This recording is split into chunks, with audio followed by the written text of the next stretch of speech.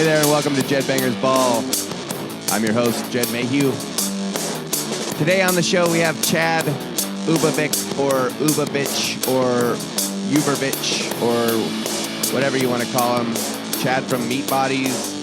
He plays in Fuzz. He played with Michael Cronin, Together Pangea, a bunch of local bands. But anyways, we're going to get into all that here later. So thanks for listening. And here we go with Jedbanger's Ball. Episode 9. Chad from Meat Bodies.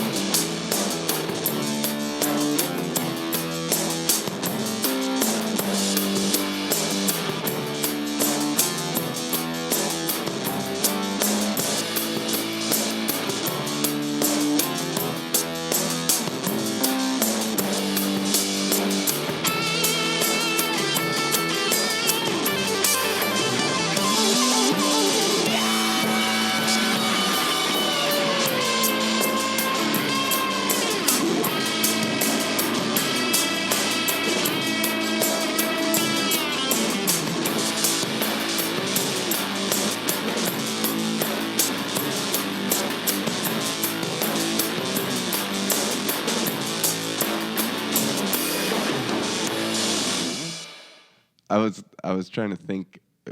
First off, how do you say your last name? I don't really know. No? It's like, I just say Ubovich, but I don't know the correct way to say it. Right.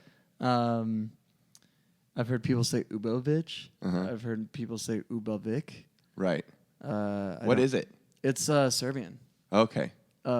Rest in peace, Serbia, which is not a place anymore. Right. Or no, it is a place. Is it? Yeah, it is. Never mind. Sorry. Yugoslavia is not a place anymore. Right. That's what it is. Right.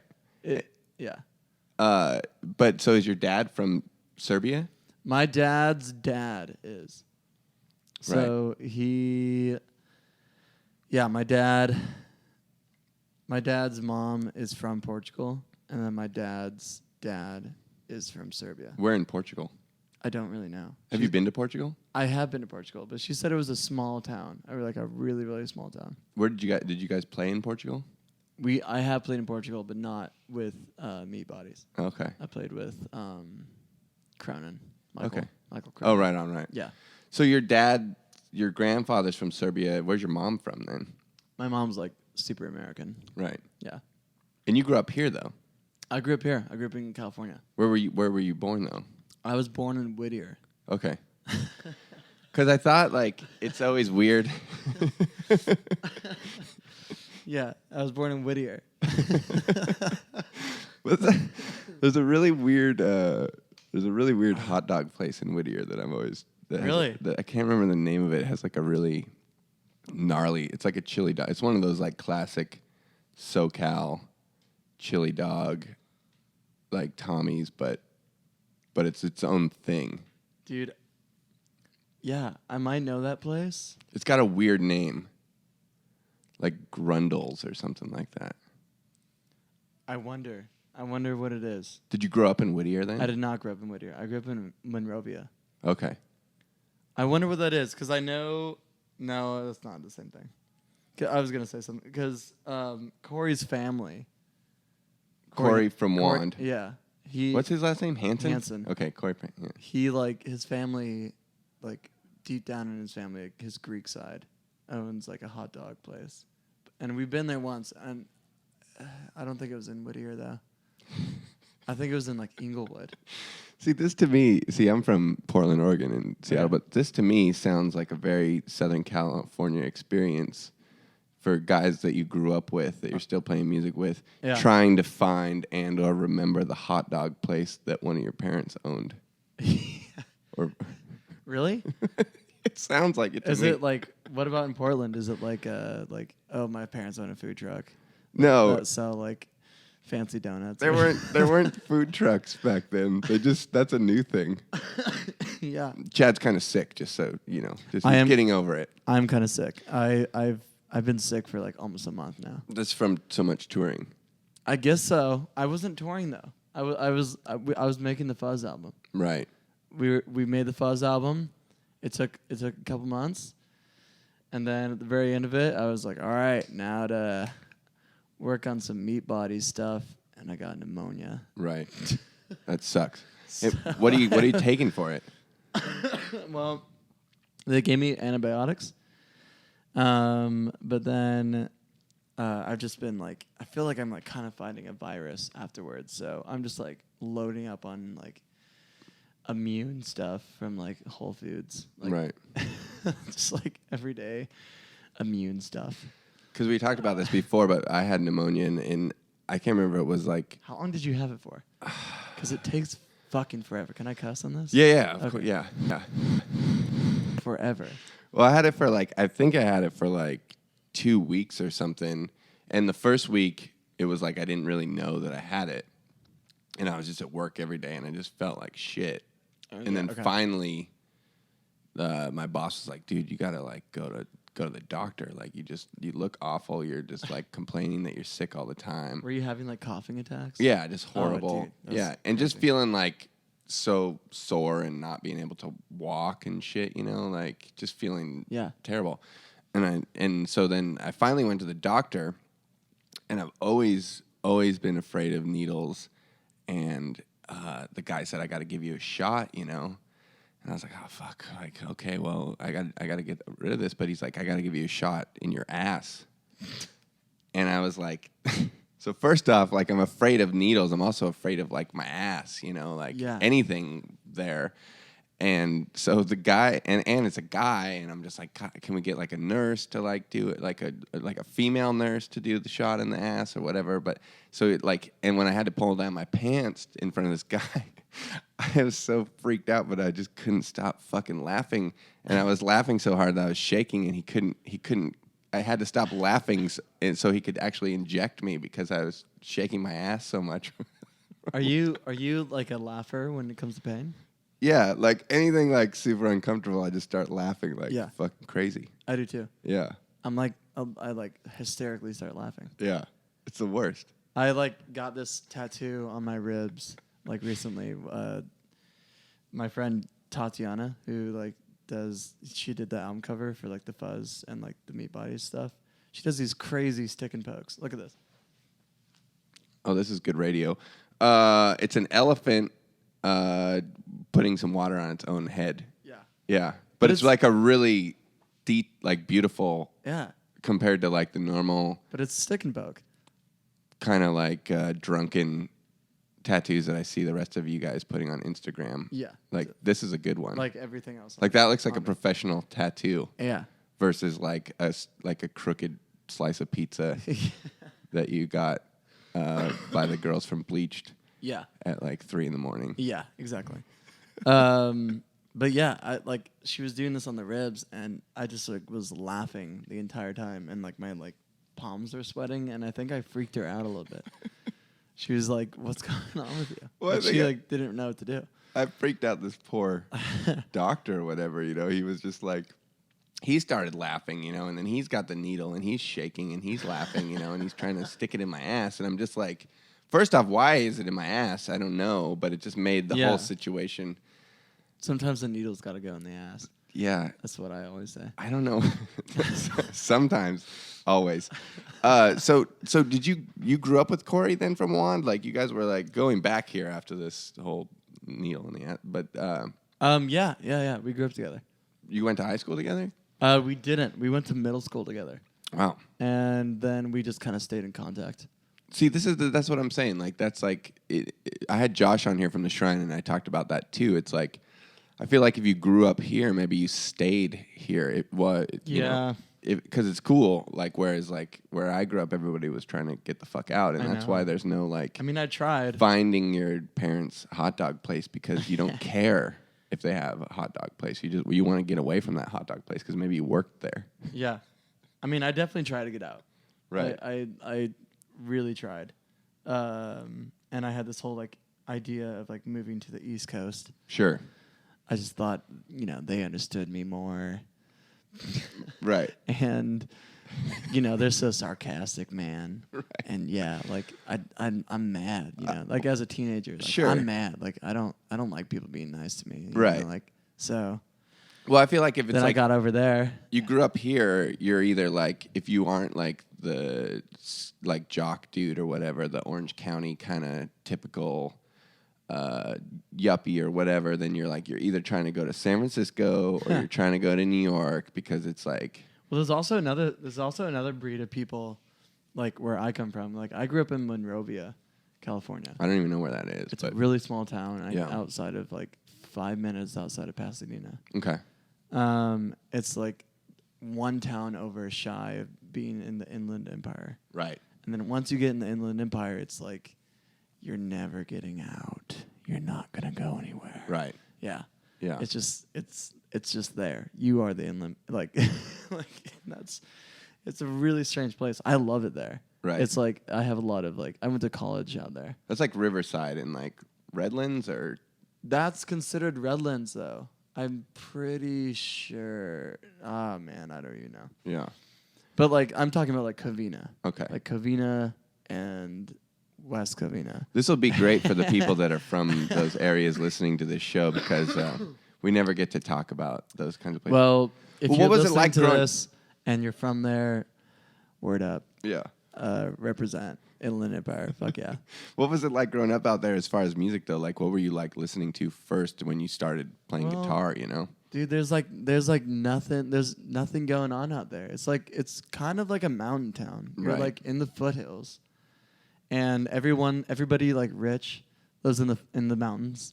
And then down below it's just like everything is one color and it like it's just gross. It kind of I don't know. It's like poor middle class. Right. And super consumer, like where there's like a Sioux plantation next to a Carl's Jr.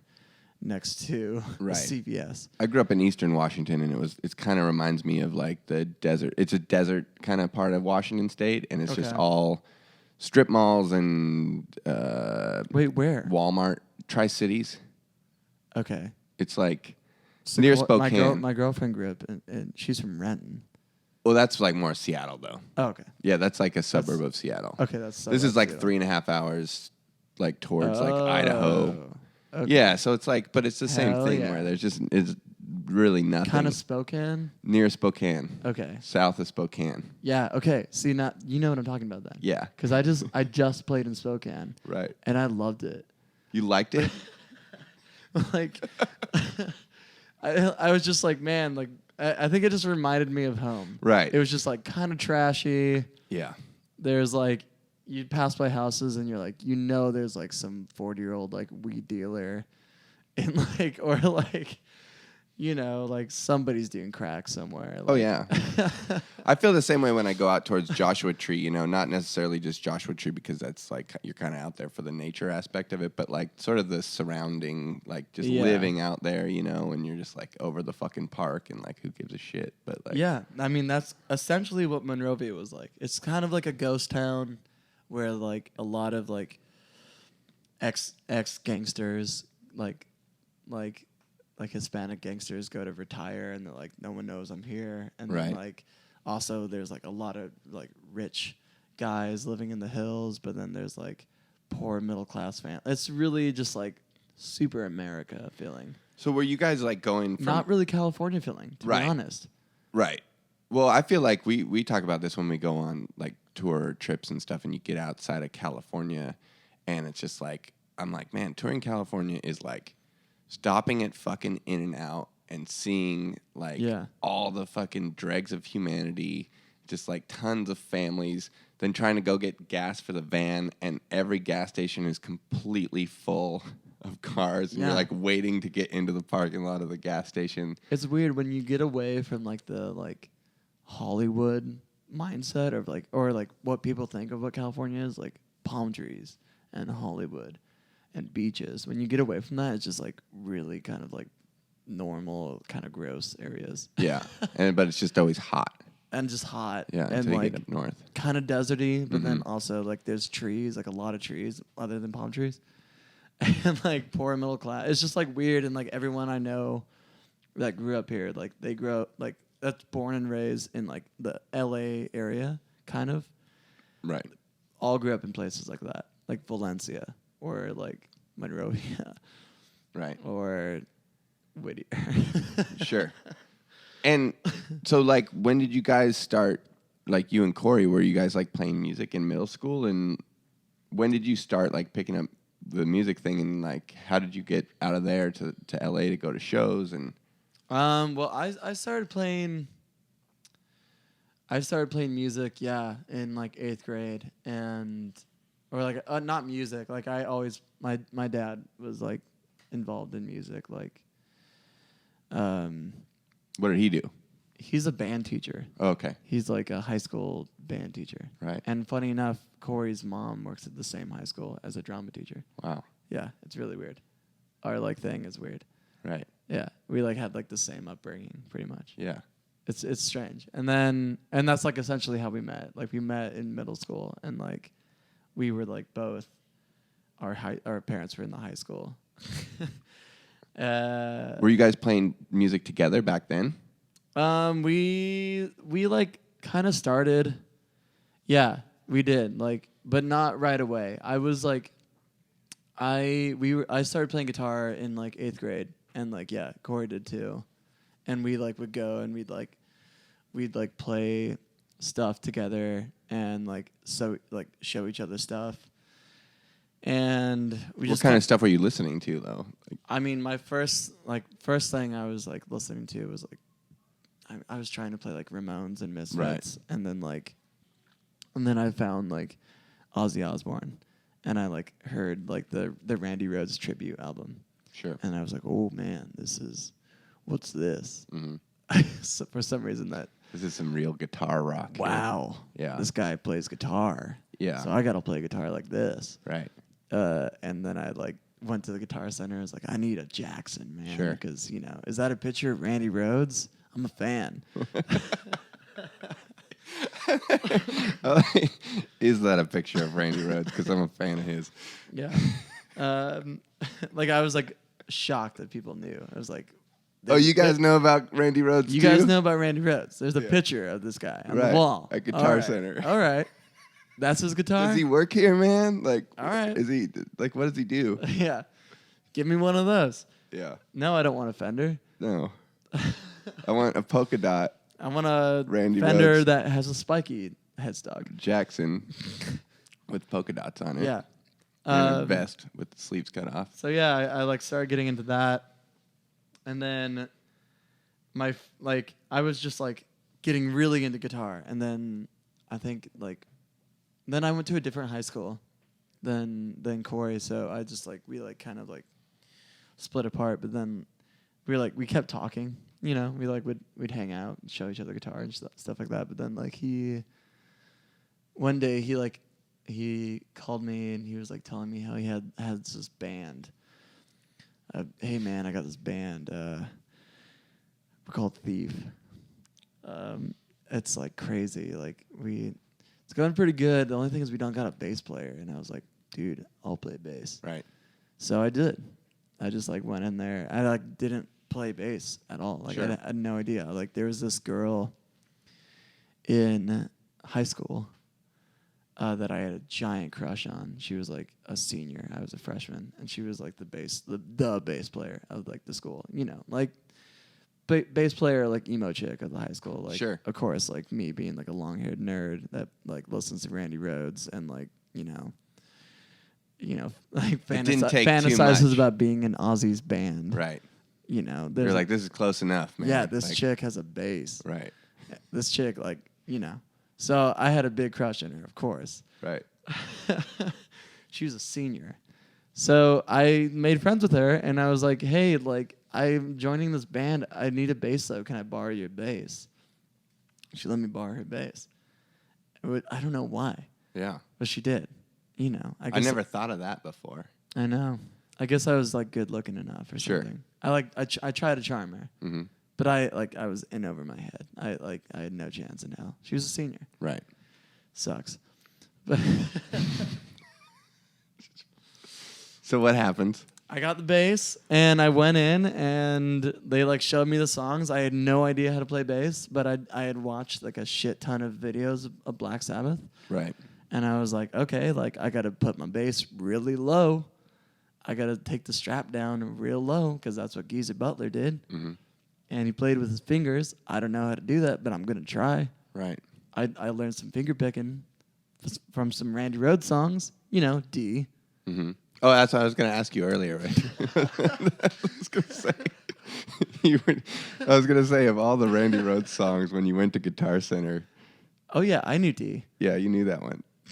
That's like, I love that. That's my favorite thing in fucking American Movie. Have you seen American Movie? No. Oh, you got to see it. There's a clip though where the guy he's playing D on a acoustic guitar with a blindfold on, so that he can There you go. Yeah. Yeah, D. Yeah. I knew D. I knew some finger picking stuff. Sure. So I just went for it, and then I was like good at it. So I thought I was like pretty good at bass, and then I was like a bass player Did you guys play shows as Thief? Oh yeah, dude. Because Thief sounds like such a like fucking Sunset Strip band from like '88. Oh, yeah. But this is more like 2000. This is like we were trying to be like Radiohead. Oh, okay. Like for sure. Right. It was good. We had a little following. It was rad. We had like Where were you playing shows at? Battle of the bands. Right. Man. This is like before you went to the Smell, or like. Yeah. This is before this is like probably right before Smell stuff, I would say. Yeah. It was like right before Smell stuff. Yeah. It was like, we would play Battle of the Bands. We'd play like house parties. Like we had like high school chicks. Sure. We had shirts, man. Yeah. We had a website. What? We had a website. A GeoCities website? No, our drummer, Trevor Ullman. Uh-huh. He he knew how to make a website, and he made this website with like a tree, and it had like Flash. Sure. It had Flash. Flash animation? Man. And it it had birds coming off the tree, Flash animation style. And if you click the birds, you could go to our bio. We had a manager, Tommy Winslow. Where's Tommy Winslow at now? I don't know. I wonder. Yeah. He was the same age as us, but he had like. Do you think he's still managing bands? I don't think so. I really wonder what Tommy's doing. He had a huge house, and he just let us come over and like. So the manager does feel like a band. Sure. What were some of the Thief songs? Do you remember some of the titles of the songs? Oh man, yeah, Battle Royale. Battle Royale. Oh yeah, because we loved that. Based on the movie. Based on the movie, we Sure. were like, that movie rocks. I bet you no one knows about this one. Let's name it after that. Uh-huh. What else besides Battle Royale? Oh, I wish I could remember. Yeah, I don't. Well, moving on. So we go to the Smell then, though. Like when you guys first went to the Smell, like was that like blow your mind? Or was that like the whole? Okay, because I'm curious as to like how do you guys meet up with like Ty and Michael and everybody? Well, that's the thing. After Thief, we like kind of broke up. Me and Corey tried to start a new band for a little bit called Umbrella, based after the Umbrella Corporation, Resident Evil. Shout out, we were nerds. Resident Evil. Yeah. Oh, okay. The video game. Yeah, I know what it is. I don't know enough about it to know that there's but a specific part of it that would be worthy of a band name. It's like the corporation that makes everyone zombies. Got it. The Umbrella Corporation. Got it. That like lasted for like a little bit, and then we just kind of split it off, and I went on and I like did my own band, and I started my own band, which was called Dead Eye Cells, and that was my high school band. That was like Thief lasted for like a little bit in like freshman year, and then I was like, man, I'm down and out. I don't know, I don't know what to do, dude. And then and then I like made my own band. Right. And I won a battle of the bands at the Monrovia Skate Park. Uh-huh. And what were some Dead Eye Cells songs? We had a song called man, I don't even remember. It's hard to remember these things because I remember I think so many weird stuff. My first band was called Raven's Idea. Fuck yeah. But I can't remember. I can't remember any of the songs either. Sick. But I knew there was like a song called like I think it was called like Contact, and it was about like Sick. aliens Hell yeah. meeting aliens for the first time.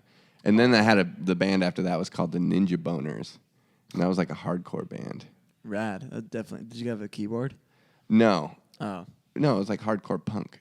Okay. But okay, not like electro punk. No. Okay, cool. We Because were- that was big over here. Oh no, that was not big in the Tri-Cities in 1993. No, that wouldn't be. No. No. There was no 93, keyboard. you were like No, you know why? punching people. This is the the thing was too. I remember Rage Against the Machine had come out, and Awesome. and they like had a sticker or something on the back of the albums that said no keyboards were used in any of the making of this music because Of like course. Tom Morello's doing all this super Yeah. weird shit, and people are like, oh dude, he's totally using a synthesizer, you know? No. And no, they weren't, and they made it a statement on the album that said like no synthesizers or digital. No DJ stuff going on here. Exactly. And for us, that filtered down to like our 13-year-old brains filtered down to like, dude, I heard they played with like 9 Inch Nails and they just like trashed all of their shit. Like I heard they were like beating the shit out of like any like band with keyboards and like destroying their stuff, you know. I feel like there was a lot of like myths around Rage. Oh yeah? Like that, like even down to like when I was a kid. Them specifically? That was like one of my first albums. Yeah. Was Battle of Los Angeles. I love that.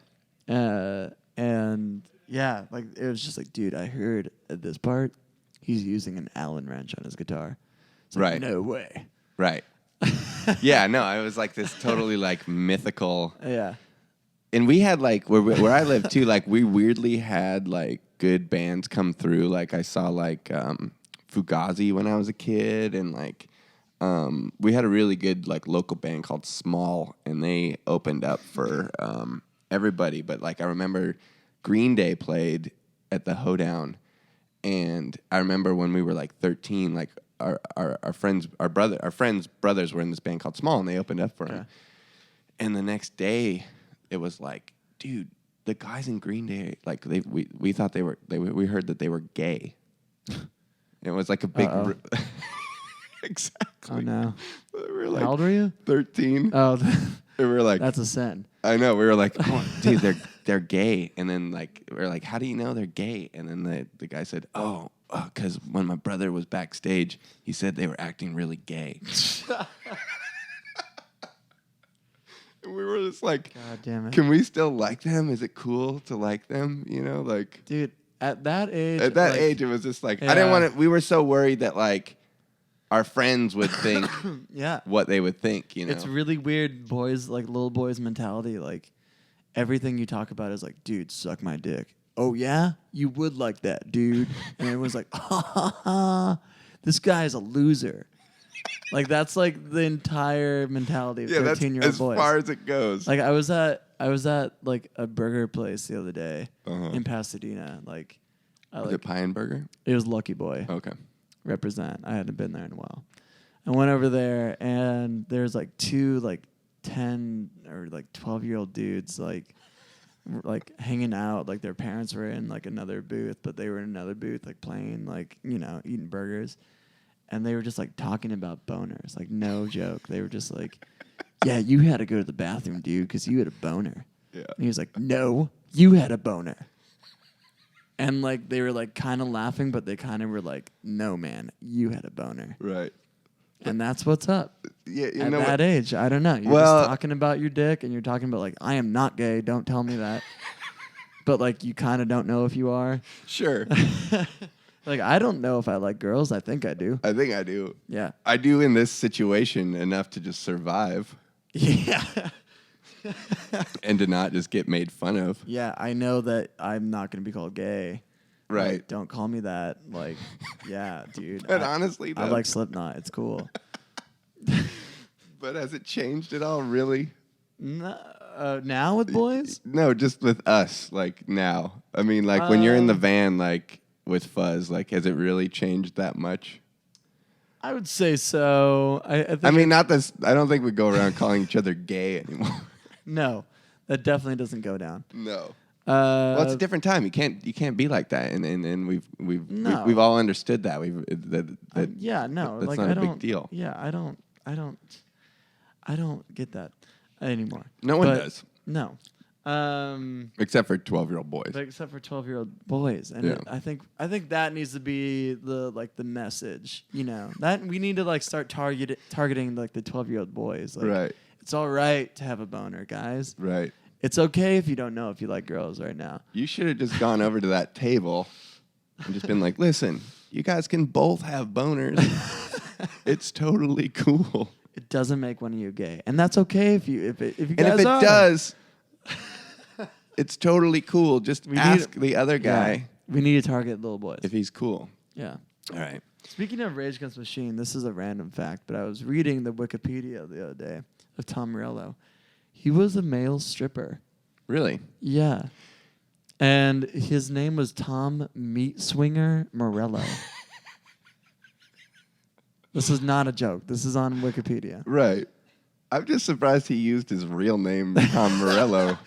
If you're going to put Meat Swinger in there in the middle. I mean, he was also in a really crazy hair band, too. Yeah. I can't remember what they were called. They were kind of like a Red Hot Chili Peppers. I mean, of course. At that time, what year was that? 92? Yeah, and they were around 88 or something. Snoop Dogg hadn't made an album yet, so no one knew what was going on. No, and I think I saw them on they were on Arsenio Hall or something too. And they kind of had that really? They kind of had that Living Color thing where it was this sort of novelty black metal. Not black metal, but black guys playing heavy music or whatever. There kind of was a thing in 88 to 92. Right. Where I feel like people were like, what the hell are we doing? Sure. Hey, I don't know. I'm in college. Let's play funk. Right. Or something like that. Let's get funky. Yeah. Let's wear a lot of colors and incorporate some funk bass. There's some confusion right before Nirvana came out. Yeah. As far or as Snoop Dogg. Or Snoop Dogg, yeah. And I think, L.A., of course, is you look at the L.A. Weekly and there's still burlesque people on the cover in 2015. So I feel like, L.A. is definitely one of those towns where it's just everybody's trying and they're not going to give up some of those looks. Yeah, I was reading the Anthony Kiedis Wikipedia. I read lots of Wikipedia. Mm-hmm. I don't know if my facts are right, but, Well, they can change daily, so. Yeah, I read it. Do you ever update them when you're on there? Just you're wait a minute, Meat Swinger? I don't know. I do have friends that do that, and they show me their updates, but they get shut down really fast. Right. But yeah, Anthony Kiedis said there was during that time it was metal was going on. They're let's make a band, but let's get the chicks, man. Right. So they're yeah, let's get funky. Let's get funky with this. Right. Which is kind of a weird place to go. I mean, I guess, I don't know. It's just so weird. Could I was you imagine now? I've just been thinking about it lately. All that stuff. Like Fish. Fish was alive. Yeah. Fish was a band. And there's still a band. There's still a band. I don't get it. I'm a big Grateful Dead fan. Sure. And recently, because I've been sick, I've had nothing to do. So I tried to I'm gonna try to get into Fish, or not try. I'm just gonna see what's up. Right. And I read everything about them, and then I was all right, time to listen to some music. And I literally couldn't get through 10 seconds. Yeah, it's hard. The guy who kind of runs this place, he's a huge Deadhead first and foremost. Okay. He's going to the shows in July. In Chicago. And the last guest that we had on, Stephen Brower, who's also our friend, who's helps with that Pickathon thing that you guys are playing at. Okay, rad. He is another Deadhead. He's going to Chicago as well. Chill. But Darren showed me some fucking Fish lives. They tape every show. Every show they play is a full, but not even... cassette, they do a full video production, super pro, movie version. It's weird. Of every concert. Did you see the guy rowing bicycling a clock? No. They have a whole they come out on a hot dog They're like, it's ridiculous. Do you think maybe it's Corey's parents' Yeah, I think so. Maybe hot dog? Yeah. If he comes on here, you can talk about the hot dogs. I went there once. We were little kids. We were learning guitar. Right. He was like, dude, my uncle, he's gonna go jam with this guy. And his uncle, like, we like knew him as like the guitar guy. Like he's the one that was showing like Corey stuff. He's like, dude, my uncle's gonna go jam with this guy. Come on. So we like went in the middle of like, I don't know, Inglewood or something. And this guy like was living with his mom. He's like, hey man, yeah, he's like total burnout guy. This story, I don't know. So he's like, I gotta tell you this story. So he's like, hey man, what's going on? Like, and like he's like, hold on, I gotta be right back. And he's like talking with his mom inside, and he's like, dude, let's go to the garage. And we go to the garage. He opens it up. The place is like chock full of like old posters that he hasn't taken down since the 70s. There's like Black Sabbath in Ontario, like the California one. Sure. With like the rainbow Mm-hmm. behind them. Yeah, I remember Black that. Sabbath. There's like a big picture of Jimmy Page or something like that, and they're all really old posters. He takes this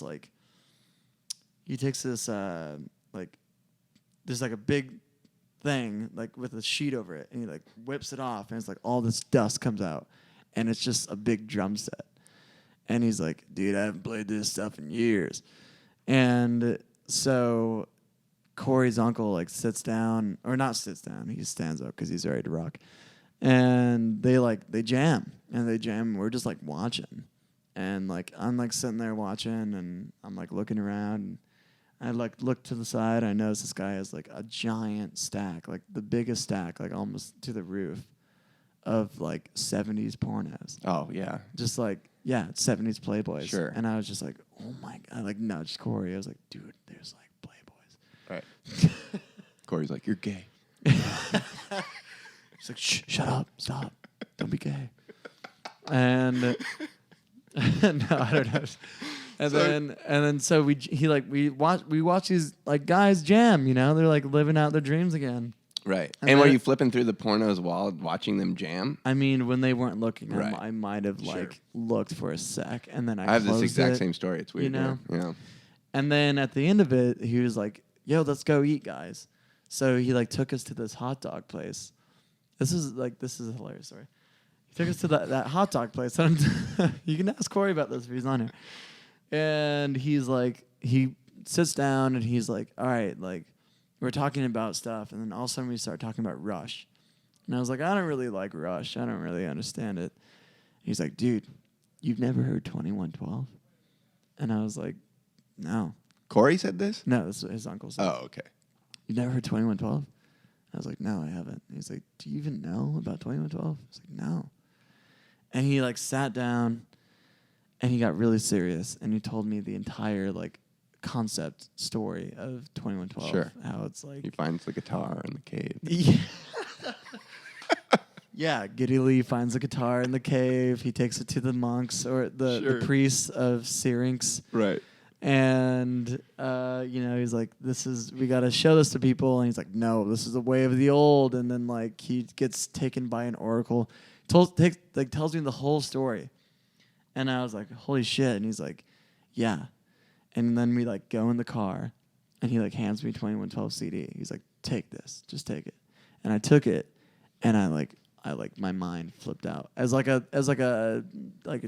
13-year-old, I was like, this is the shit. Yeah. And I became a Rush fan. Yeah. And then later on, like a month later, his uncle took us to a Yes concert, and that was my first concert I ever been to.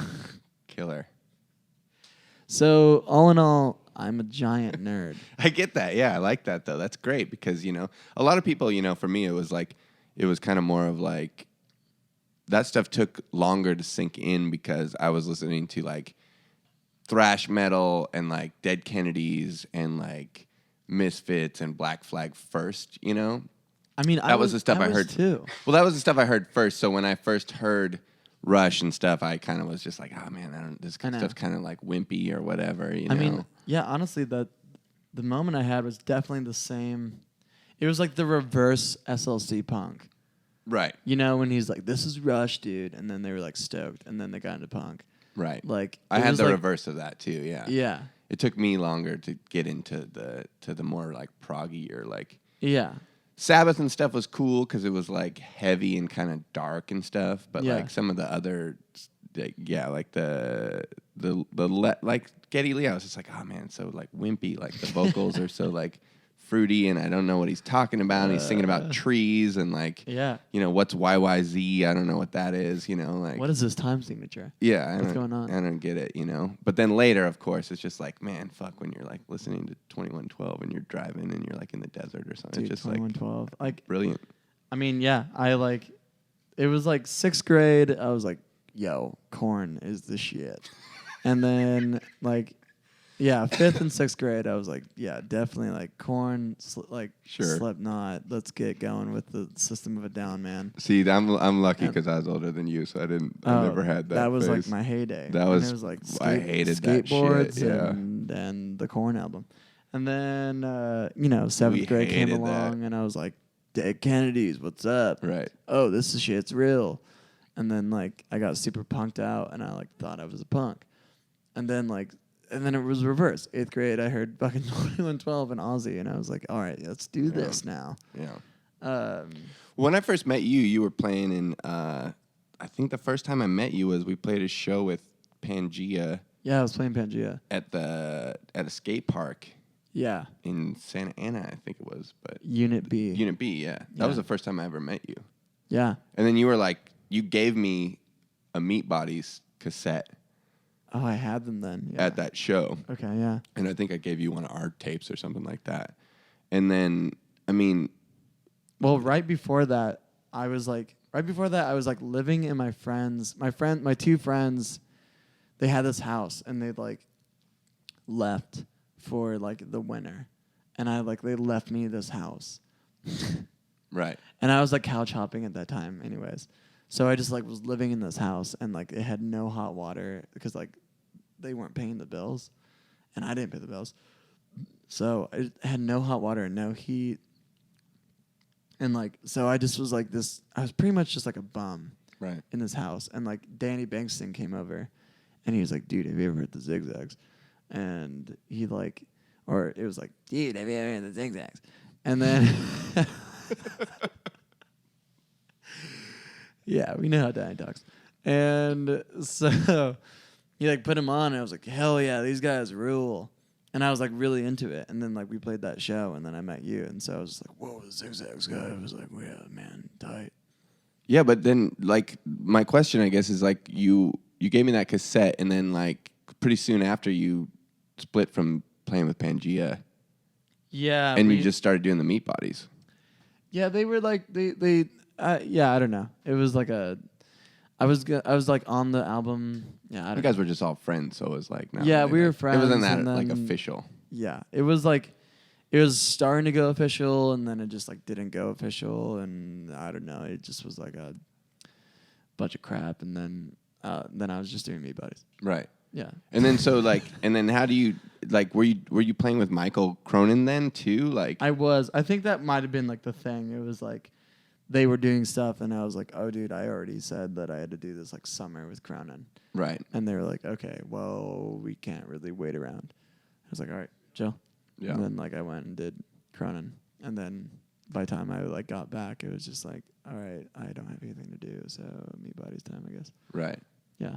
So, I mean, I was thinking, like, there was an article or something in the Weekly. I think you did an interview, but that was kind of the focus on it. Like, so you're doing Meat Bodies, Michael Cronin, and Fuzz now.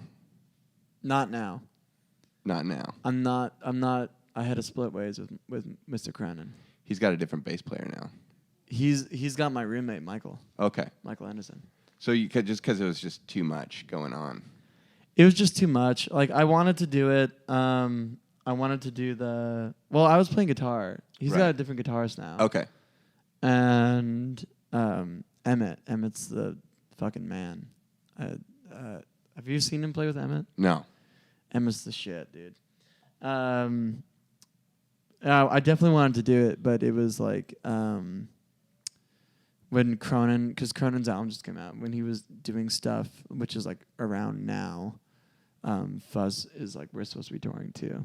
Right. I mean, I talked about that with Ty when he was in here because it's like basically what you guys do is you just sit down with everybody in the booking agent and say like, you have this 2 months, then this happens for 2 months. Kind of. It's more just like really unorganized emails. Like, can you do this? No, I'm gone. Oh, that's right. Let me send out a bunch of emails that blah blah blah blah blah. Then email me.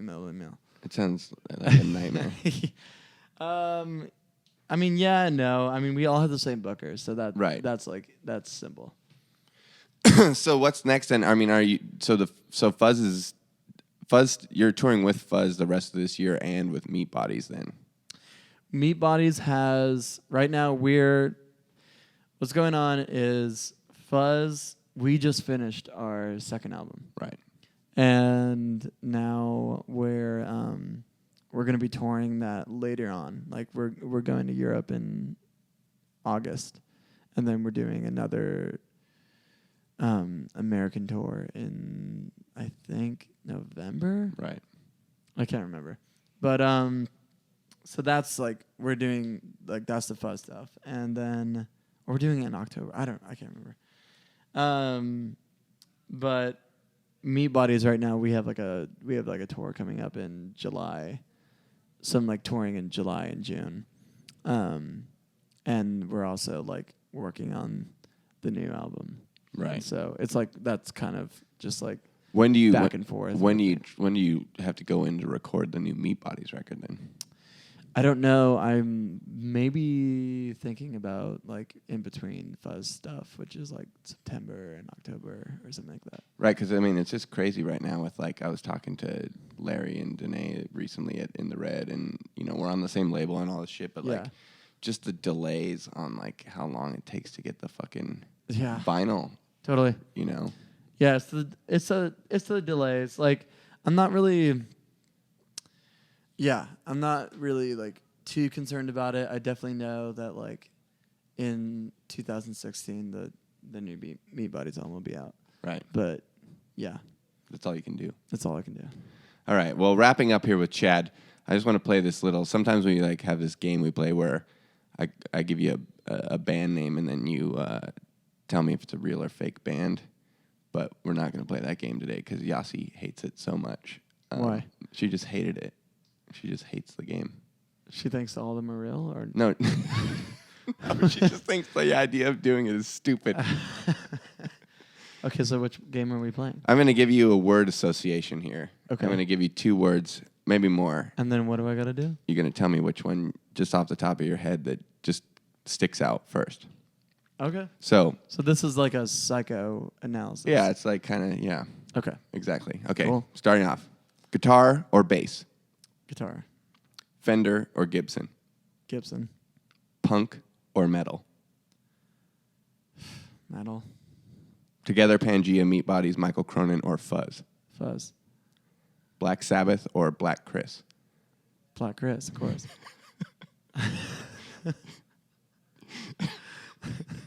Black Chris always. I know. Jess and I were saying on the way over here that like I want to get Black Chris in here for one. But I also definitely should. He's really eloquent. Oh no, he's great. But I also want to. I think it'd just be a really great like co-host on one episode if he was just like really fucked up and. He should just be here on the third mic. Exactly, just chiming in. Yeah. Fuck that. Just like everything. That's fucking stupid. It's everything he does. Just ruining all of the interviews. Or making them better. He should be your sidekick. Yeah. He would do it. He would. I don't know. I don't think he would want to. I don't know. I'll ask him. I don't know. He loves to talk. I'd just love to have him talk. Okay, drugs or alcohol? Drugs. Pizza or tacos? Pizza. Los Angeles or New York? Neither. New York. Really? I guess so. I don't know. These are just the first things that are like. Sure. No, I mean, there's no right or wrong answer here. That's kind of the point of the game. And I didn't have this one down before, but now talking about Corey from Juan so much. So hot dogs or hamburgers? Hamburgers. Okay. Well, I think that's a good one to end on. Okay. I mean, I feel like that interview right there, like the word association should have been like for an hour. That would have been great. Yeah, you think so? Yeah. That's the opposite of Yasi would have been so upset if we would have done that. We can do like next time. We'll what just was do. the other ones I said? I should have said something else. I fucked that. No, you said everything. Everything you said was good. What was the one before Fuzz? Together, Pangea, Meat Bodies, Michael Cronin, or Fuzz. Oh, but what was the one before that? Punk or metal? See, that's weird. I said metal. Yeah. What was the one before that? Fender or Gibson? Why did I say Gibson? Because you play a Gibson SG. I guess so. But I love I'm all about Fenders. Like Fender Strats. What's up? Dude, it's funny. I was just thinking about it the other day because I had this Les Paul of mine that got stolen, and I finally got it back like 2 years later. But that's Sick. a whole other story. We could be that'd be a whole show too. But I was going to pick it up from the other day. Greg from Endless Bummer ended up fixing the neck because they had broken the neck. Oh, okay. And I remember reading an interview in Guitar World magazine when I was a kid where Robert Smith of The Cure said that Gibsons were for assholes. and that Fenders were for artists. So so that's when I knew I had to get a Gibson as opposed to a Fender. Yeah, Robert Smith. Yeah. Because I was Damn, I can't Robert. relate to this guy. Damn, Robert. I told my mom, I was like, man, I got to get a Gibson Les Gotta get a Paul because Gibson. You got to be an that's asshole. what an asshole plays. Yeah, Gibsons, man. SGs. I that's the only thing I just can't get enough of SGs. Well, that the other thing is I wanted to ask you. We played that show together in San Francisco that one time, and you trashed your amp. You threw it off the stage. Oh my gosh. And then a couple days later, I totally forgot about that show. A couple days later, I was in the music store, and Ty comes in, and he's got the amp, and he's like, I was like, what's going on? He's like, oh, I'm just getting this amp fixed or whatever. And I was like, oh, what happened to it? He's like, oh, Chad threw it on the ground and smashed it or whatever. And I was like, what? No, that was my amp. oh, it was your amp. I think so. I don't know. I don't know, maybe. Because I was like, man, I was like, oh yeah, that was at the show that we played, and you pushed over the half stack, and the amp went flying or whatever. Wasn't that Ty's amp? The Music Man? I would hope that it wasn't. Was that real? I think so, unless I'm making. Because I was like, man, I gotta ask him. I was like, I would have one. beaten the shit out of that guy. I gotta ask him about that one. Was that really? It wasn't fucked up. It was working still after that. Well, I don't. I just remember that show. We played before you guys, and I had a ton of fucking problems with my shit, and it was a really stage was bummer. fucked. And then I felt really bad, and I felt like I was bummed, and I felt like I let my band down, because my shit wasn't working. And then you got up there, and you were shit faced, and your shit didn't work at all, and you just smashed all your gear, pushed it over, and then ran out of the club and ran down the street. And then came back and was yelling at us in our van, and we were just like, "Okay, dude," And well, this is the story. It was at the last minute, it turned out we had to play as a 3-piece. Oh, and right. I was so freaked out because I hadn't played it as a 3-piece in forever. So that's right when Corey had left the band, or what? It was no, not then, but it was the beginning of when he was leaving. And yeah, I was so freaked out that we had to play as a 3-piece, and we practiced for a long time, and I was just my nerves were going crazy, because I was okay, I have to do so much more pedal stuff, and do this, but at the same time I'm not used to just being I'm used to jamming and rocking out, not just standing over my pedals and okay, and then this part and this part. Sure. I'm yeah. So I had to do that, and it was all dependent on the fucking pedals to fill up noise. And then yeah, I was nervous, so I got shit-faced. I think I had 3 Long Islands. Right. And then Mike Hone, the old drummer of the OCs. Right. He showed up. Yeah, I remember that. And he was like, "You want a drink?" And I was like, "Yeah." And so he like bought me like 2 more like shots. So I was just gone by the time I got up there. Yeah. And so I got up there, and the pedals the power. I know, it sucked. They just kept going in and out. And yeah, I had a meltdown on stage. Yeah. Well, we should find out though, like if that was Ty's amp, because I can't remember, but I felt like I saw him like a few days later, and I should ask him if because I remember I gave that amp back. It seemed fine. I remember I was using Charles's cab though. I do know that for a fact. Okay. I don't know if it was my Music Man or Michael or Ty's though. Yeah. Well, we'll find out. But that was that. I think that was like the. I've had 2 meltdowns on stage in my life. It was like that one, and then we did another one this like last South by, where like right before we played, one of my saddles had fallen out of my guitar. Right. I didn't have another guitar, and we were looking around for like an hour for like people that had a guitar, and no one had one. And so I got up. It was at the Mohawk in Austin. I got up, and there was like a packed house, and everyone was like, "Yeah," like freaking out. I was like, "Okay, let's just do this. Like, whatever. I don't have a string. I have 5 strings." And then like I plugged in, and I guess like it was so hot that all my wires, like the solder, just like. Oh, I remember this now. Yeah. And so I just didn't have a guitar, and I had to literally just say like, "I can't play. Sorry, bye." And I like walked off. It was like the worst moment like I've ever had to deal with like on stage. But it's all right. Well, I think that's good. Have you ever had a meltdown on stage? Not for a really long time. I mean, not necessarily. I mean, I've gotten in fights like with people on stage, and like I've gotten like, you know, with band members and people in the audience, and you know, shit like that. But mostly just like kind of drunken like craziness, not necessarily like being stressed out, just being too drunk, and then just being like, it's the drunk stuff.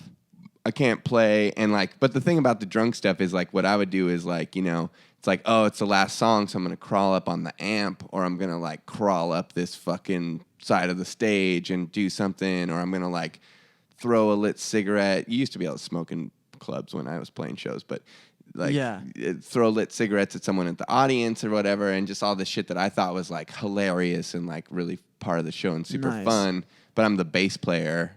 Well, you were not writing. Were you playing a Gibson? Were you the asshole? No, I was playing a Fender. I think it only applies to guitars. You were an artist. Yeah, I was an artist. Damn it. I was doing art, and and it's just, you know, it's not necessarily meltdown, but it's like one of those things where it's like at the end of the night, you're like, wasn't that awesome when I climbed up on that balcony or whatever? And then everyone in the band's like, no, you're a fucking asshole. Like, we hate you. It was more like that. Yeah, I've had You ruined the song because you just stopped playing. And you tried to climb up on top of something, you know. And I was just like, well, what about Eddie Vedder in that video? And he's like, you know, and they're like, no, it's just fucking stupid. I've definitely there's so many moments, like, with even other members, like, of bands that I've been in, where they're just like, how you feeling? Like, the next day, like, how you feeling, dude? Because yesterday you were gnarly. Yeah. Yeah, anyways. Well, Chad, thanks so much for being on the show. I know we could have gone on here forever, but, you know, I think it's supposed to be an hour, so. For sure. But that was great. Cool. Thanks. Appreciate it. All right, that was Chad Ubovich. Still don't know how to say his last name. That was Chad from Meat Bodies on the ball. Once again, thanks for listening. We're brought to you by This Is Not a Pipe, recorded here at the Green Street Studios in beautiful Los Angeles, California. Thank you to my producers, Nicholas Fahey and Jessica Hundley. Go check out Fuzz. Go check out Meat Bodies. Go check out Michael Cronin. Go check out Together Pangea. Go check out Zigzags. We're all over the place. We're all touring. We're all putting out records. Come see us play. Come buy a t-shirt. Support the cause. This isn't a Kickstarter program yet, but it may be eventually. if I need it to be. I'll see you next time on Jedbanger's Ball.